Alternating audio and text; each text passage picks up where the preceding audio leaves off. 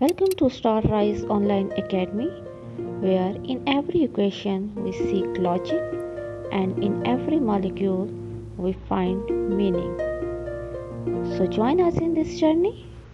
Concept Assessment Exercise 6.5 question है हमारे पास the molecular formula of the compound used for bleaching hair is hydrogen peroxide. इसके लिए दो कैलकुलेशंस करनी है। The first one is the mass of the compound that will contain 2.5 moles and second is the number of the mole of the compound that will exactly weigh 30 grams। First calculation जो हमने करनी है वो है मास of the compound that will contain 2.5 moles। यहाँ पे आपको 2.5 moles of hydrogen peroxide given है और आपको फाइंड आउट करना है mass for these 2.5 mole of hydrogen peroxide. तो इसके लिए हम क्या करेंगे, अब देखें हम 2.5 मोल्स ऑफ हाइड्रोजन पेरोक्साइड का हमने मास फाइंड आउट करना है। तो हमें नोन क्या है, हमें ये पता है कि 1 मोल ऑफ हाइड्रोजन पेरोक्साइड का मास क्या होता है, वो होता है मोलर मास। और मोलर मास को हम फाइंड आउट कर सकते हैं उसके मॉलिक्यूलर फार्मूला में गिवन तमाम एटॉमिक मासेस के ऐड अप करने से। ठीक है, यहाँ पे हाइड्रोजन पेरोक्साइड है, दो हाइड्रोजन दो ऑक्सीजन, इनके एटॉमिक मासेस को अगर हम ऐड अप करते हैं तो हमारे पास आ जाता है मॉलिक्यूलर मास। और अगर मॉलिक्यूलर मास को हम ग्राम में कन्वर्ट करते हैं या ग्राम में एक्सप्रेस करते हैं तो वो होता है हमारे पास मोलर मास या mass of 1 mole of hydrogen peroxide. तो यहाँ पे आपके पास मोलर मास क्या आता है 34 ग्राम। तो ग्राम की यूनिट शो करती है, it is the mass for 1 mole of hydrogen peroxide. तो अगर हमें 1 मोल ऑफ हाइड्रोजन पेरोक्साइड का मास नॉन है तो हम 2.5 मोल ऑफ हाइड्रोजन पेरोक्साइड भी फाइंड आउट कर सकते हैं। कैसे?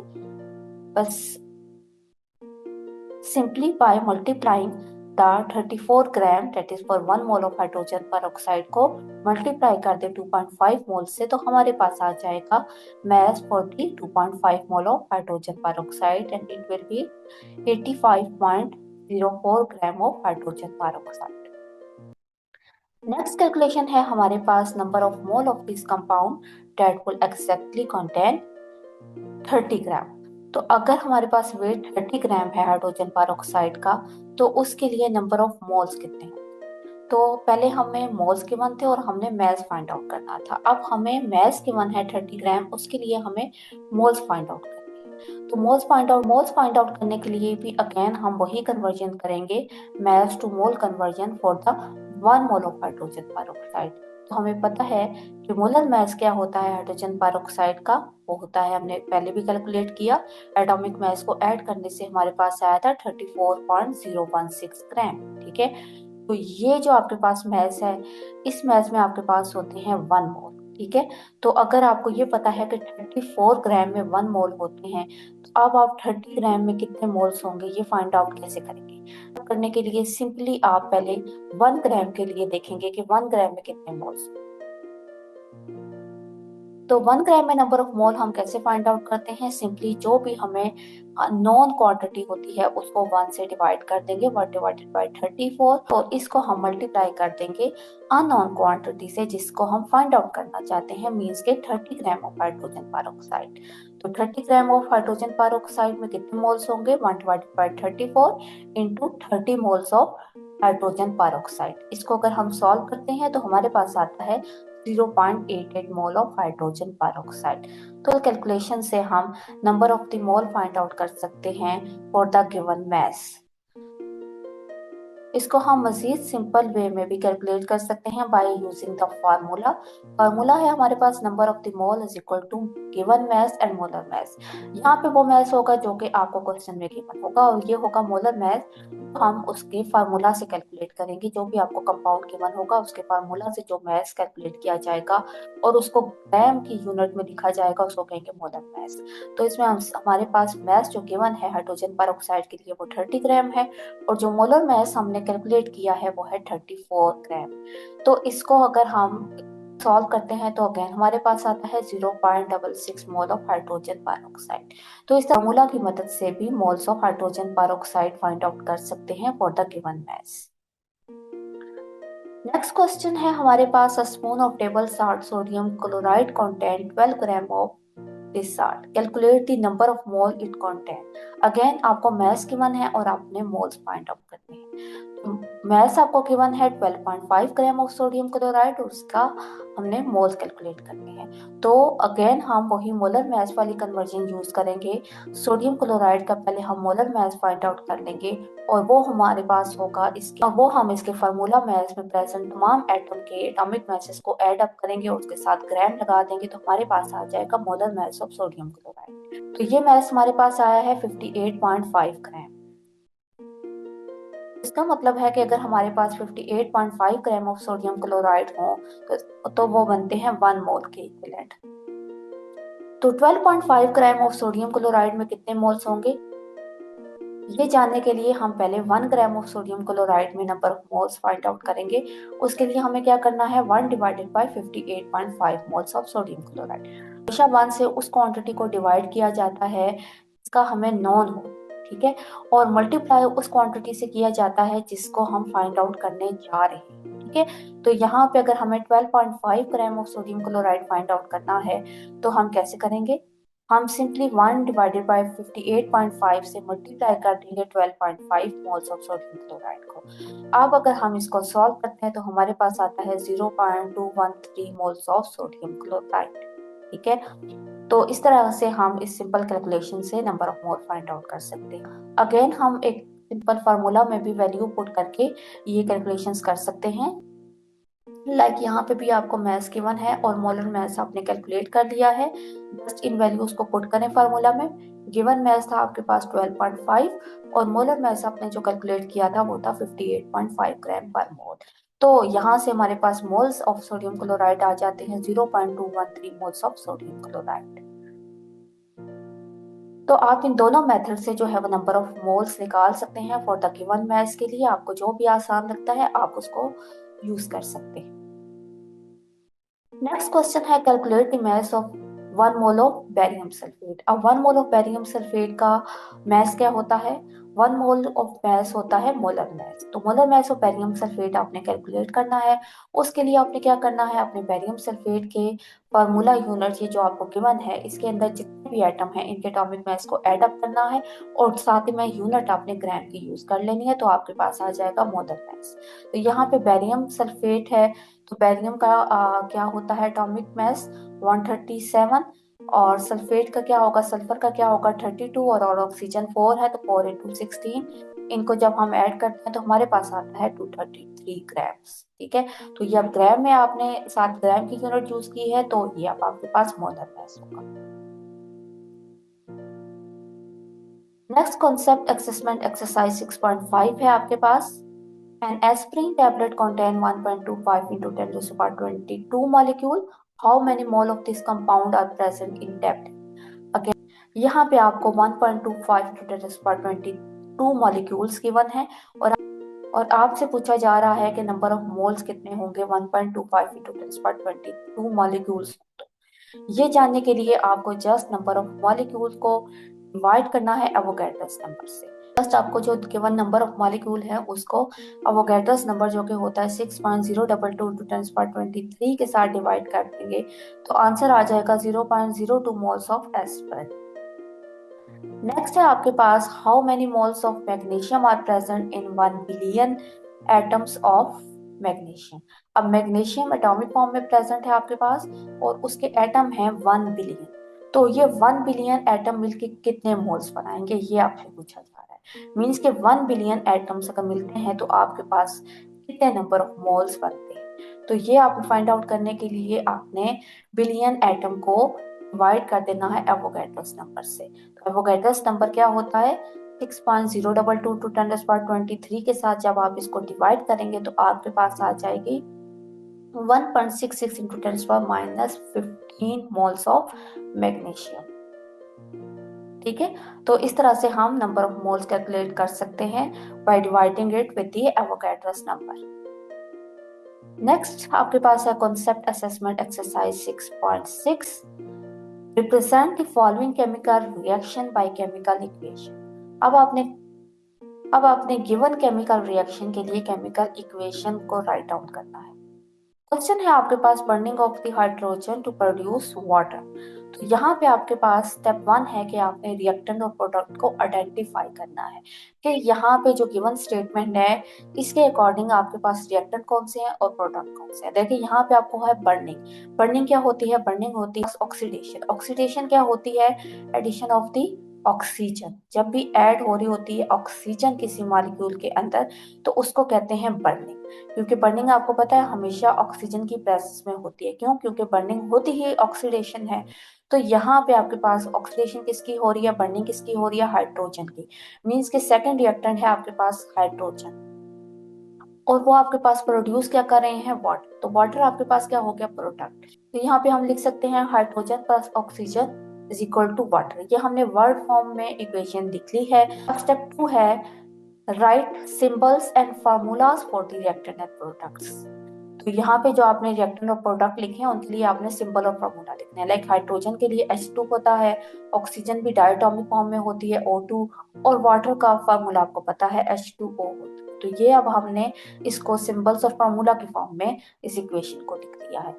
स्टेप 3 आपके पास क्या होता है? Right the physical state in parenthesis. आपने रिएक्टेंट और प्रोडक्ट की फिजिकल स्टेट लिखनी है कि वो किस स्टेट में। आपको पता है हाइड्रोजन जो है वो गैसियस स्टेट में होता है, ऑक्सीजन भी जो एयर के अंदर प्रेजेंट होती है वो गैसियस स्टेट में होती है और जो आपके पास वाटर बनता है वो आपके पास लिक्विड स्टेट में होता है। तो आपने इनको जो है वो स्मॉल ब्रैकेट के अंदर जी और यहाँ पे एल लिख लेना है। ये होगी इसकी फिजिकल स्टेट। लास्ट स्टेप है आपके पास कि आपने इस इक्वेशन को बैलेंस करना है। आपने देखना है कि क्या ये जितने भी रिएक्टेंट हैं उतने ही एटम्स जो है वो रिएक्टेंट में प्रेजेंट है, उतने ही क्या प्रोडक्ट में भी प्रेजेंट है। अगर तो वो प्रेजेंट है तो ये बैलेंस केमिकल इक्वेशन है और अगर ऐसा नहीं है तो आपने इसको बैलेंस करना है और बैलेंस करने के लिए आपने कोफिशिएंट यूज करने हैं। कोफिशिएंट आपके पास क्या होंगे कि आपने इन फार्मूलाज एंड सिंबल से पहले नंबर्स लिख लेने हैं 1 2 3। ठीक है, आपने कोशिश करनी है कि आपने आपने स्मॉलेस्ट नंबर को यूज करें और उससे इस केमिकल इक्वेशन को बैलेंस करें। अब यहाँ पे देखें तो यहाँ पे आपको ऑक्सीजन 2 मिलेंगे, हाइड्रोजन 2 मिलेंगे। तो यहाँ पे भी हाइड्रोजन 2 है, मीन्स के हाइड्रोजन तो इक्वल है, लेकिन ऑक्सीजन यहाँ 2 है और यहाँ पे 1 है, तो ऑक्सीजन यहाँ पे इक्वल नहीं है। तो आपने यहाँ पे ऑक्सीजन को अगर इक्वल करना है तो आपको क्या करना पड़ेगा? आप कोफिशिएंट यूज करेंगे इस साइड पे, इस साइड पे कम है। तो यहाँ पे अगर हम 2 का कोफिशिएंट यूज करते हैं तो ऑक्सीजन यहाँ पे भी 2 हो जाएंगे, यहाँ पे भी ऑक्सीजन 2, ऑक्सीजन बैलेंस हो जाएगा।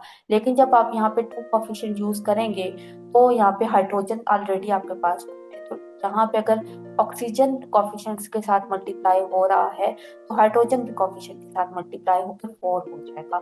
तो अब प्रोडक्ट में आपको इसको हाइड्रोजन को भी बैलेंस करने के लिए अगर यहाँ पे भी हाइड्रोजन के साथ 2 लिख देते हैं तो यहाँ पे रिएक्टेंट में भी ऑक्सीजन हाइड्रोजन आपके पास 4 हो जाएंगे और प्रोडक्ट में भी आपके पास 2 इंटू 2 4 हो गए थे। ठीक है, और ऑक्सीजन देखें यहाँ पे आपके पास 2 है और इधर आके देखें तो 2 आपके पास ऑक्सीजन 2 ही है। जो कोफिशिएंट होते हैं ये मल्टीप्लाई होते हैं। ठीक है, ये जितने भी आपके पास नंबर ऑफ एटम है उनके साथ मल्टीप्लाई हो जाते हैं। अगर यहाँ पे 1 एटम है तो 1 इंटू 2 हो जाएगा, अगर 2 एटम है तो 2 इंटू 2 4 हो जाएगा। ठीक है, तो इस तरीके से हम इस इक्वेशन को बैलेंस कर लेंगे। तो ये आपके पास आ जाएगी given equation for the burning of the hydrogen के लिए। नेक्स्ट है आपके पास बर्निंग ऑफ मैग्नीशियम। ठीक है, to produce magnesium oxide against. तो फर्स्ट स्टेप है आपके पास identify the reactant and product और यहाँ पे आप देखिए बर्निंग है तो मीन की ऑक्सीडेशन हो रही है और ऑक्सीडेशन क्या है? Addition of oxygen. तो एक आपके पास रिएक्टेंट ऑक्सीजन आ गया, सेकंड के पास मैग्नीशियम शो हो रहा है। ठीक है, 2 रिएक्टेंट हो गए और थर्ड में आपके पास प्रोड्यूस मैग्नीशियम ऑक्साइड यानी कि प्रोडक्ट आपके पास मैग्नीशियम ऑक्साइड है। अब हम जो है आइडेंटिफाई करने के बाद वर्ड फॉर्म में इस इक्वेशन को लिख लेंगे मैग्नीशियम प्लस ऑक्सीजन और प्रोडक्ट में राइट साइड पे हम मैग्नीशियम ऑक्साइड प्रोडक्ट लिख लेंगे और लेफ्ट साइड पे रिएक्टेंट। अब नेक्स्ट स्टेप है कि हमने इनके फॉर्मूलाज लिखने हैं या इनके सिंबल्स को राइट आउट करना है।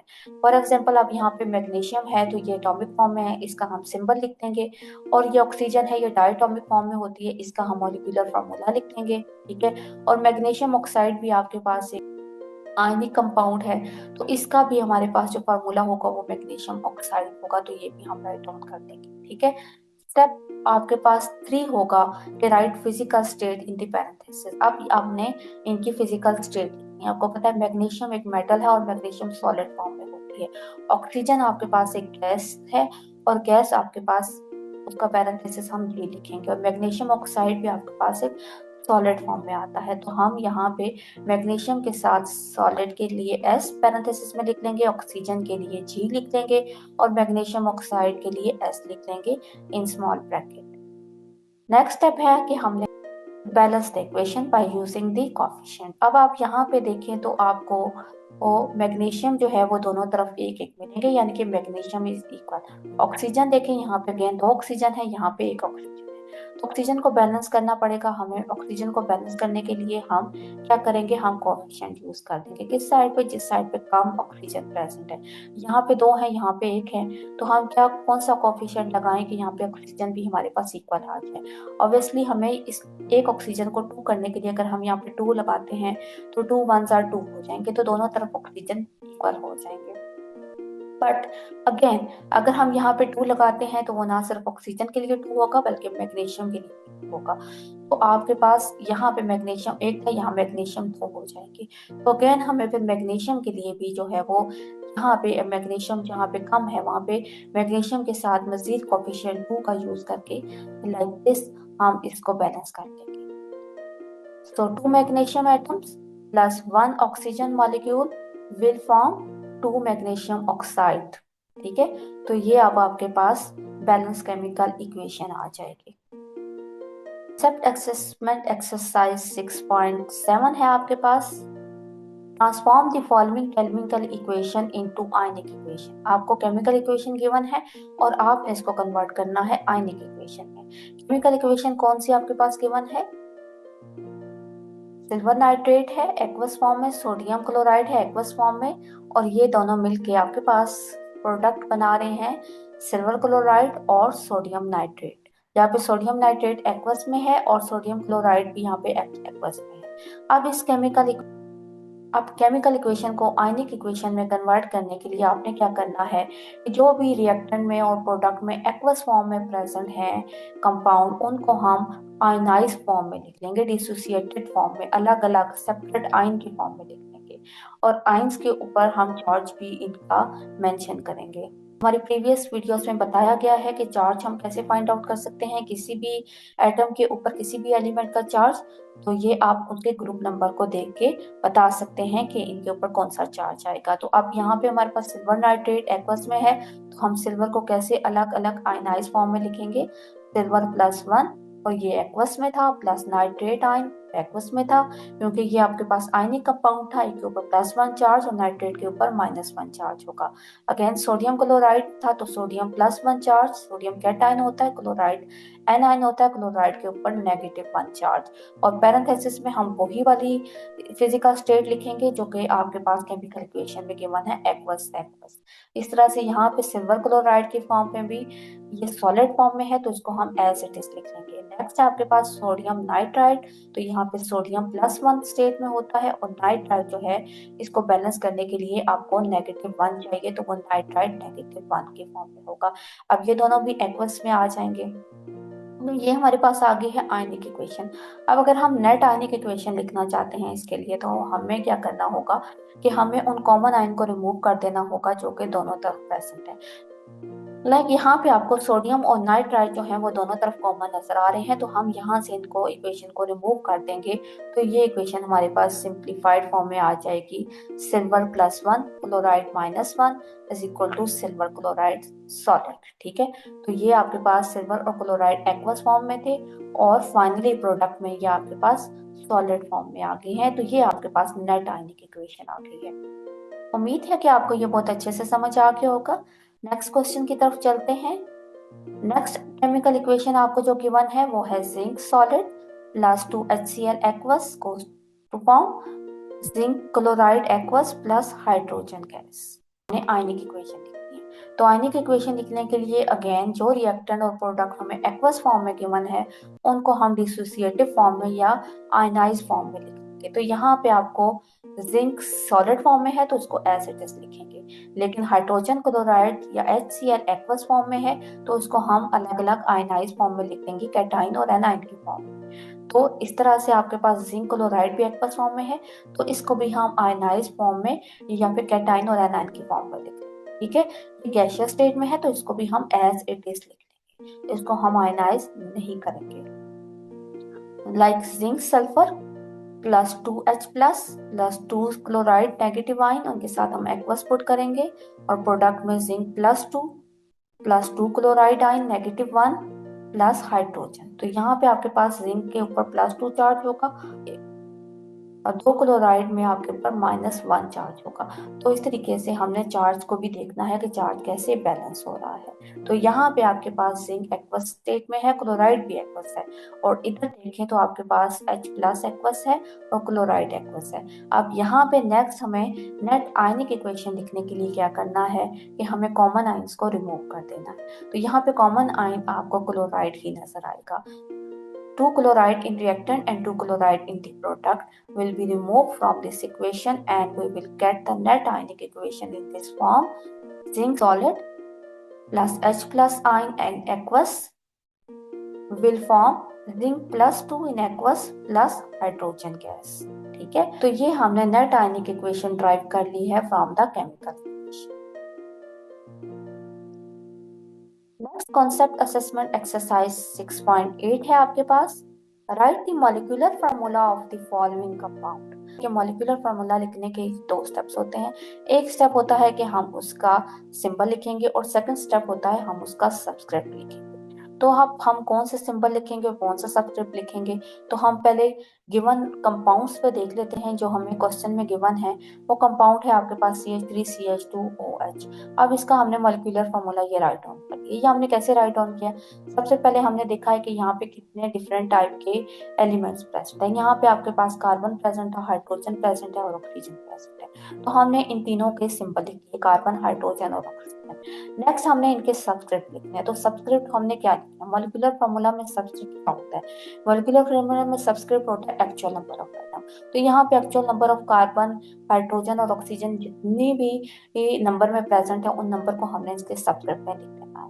लाइक यहाँ पे कार्बन आपको 2 नजर आ रहे हैं तो आपने सबस्क्रिप्ट में 2 लिख देना। इस तरह से हाइड्रोजन आपको कितने नजर आ रहे हैं, 3, 2, 1, ये आपको नजर आ रहे हैं 6, तो आपने सबस्क्रिप्ट में 6 लिख देना है। और ऑक्सीजन आपको एक ही नजर आ रहा है तो यहाँ पे आपको सबस्क्रिप्ट में लिखने की जरूरत नहीं है, आप इसको जस्ट वो लिख सकते हैं। ठीक है, नेक्स्ट गिवन कंपाउंड है आपके पास CH3CH2NH2। तो अगेन अब सिंबल आपने 3 कंपाउंड आपको प्रेजेंट है डिफरेंट, तो तीनों कंपाउंड डिफरेंट कंपाउंड के सिंबल लिख देंगे, कार्बन, हाइड्रोजन और नाइट्रोजन का। तो इसके बाद हम देखेंगे कि कार्बन कितने तादाद में प्रेजेंट है, क्योंकि मॉलिक्यूलर फार्मूला में एक्चुअल नंबर लिखना होता है। तो यहाँ पे भी कार्बन 2 है, हाइड्रोजन आपके पास जो है वो 7 है और नाइट्रोजन जो है वो आपको 1 देखने को मिल रहा है। ठीक है, तो हम नाइट्रोजन के साथ कोई भी सबस्क्रिप्ट नहीं लिखेंगे क्योंकि 1 की फॉर्म, जब 1 आपके पास जब कोई यूनिटी में कोई एलिमेंट प्रेजेंट होता है तो उसका सबस्क्रिप्ट नहीं लिखा जाता। नेक्स्ट है आपके पास CH3COOH। तो यहाँ पे भी आपको 3 तरह के एलिमेंट दिखने को मिल रहे हैं, कार्बन, हाइड्रोजन और ऑक्सीजन। तो कार्बन आपको 2 है, यहाँ पे हाइड्रोजन आपके पास 4 है और ऑक्सीजन 2 है। तो इनको हम 2, 4 और 2 को सबस्क्रिप्ट में लिख लेंगे। तो हमारे पास आ जाएगा molecular formula for the given compound, जो कि आपको कंडेंस फार्मूला की फॉर्म में गिवन है। कंप्लीट हो गई है for the chapter stoichiometry for the 9th class के लिए। उम्मीद है कि आपको तमाम क्वेश्चन बहुत अच्छे से समझ आ गए होंगे। इंशाल्लाह आने वाली वीडियो में हम इसकी कंप्लीट एक्सरसाइज को सॉल्व करेंगे। Thanks for watching our video. अगर हमारी वीडियो आपके लिए हेल्प हो रही है तो इसे लाइक, कमेंट और शेयर करना मत भूलिएगा। And for our upcoming videos don't forget to subscribe our channel and press the bell icon.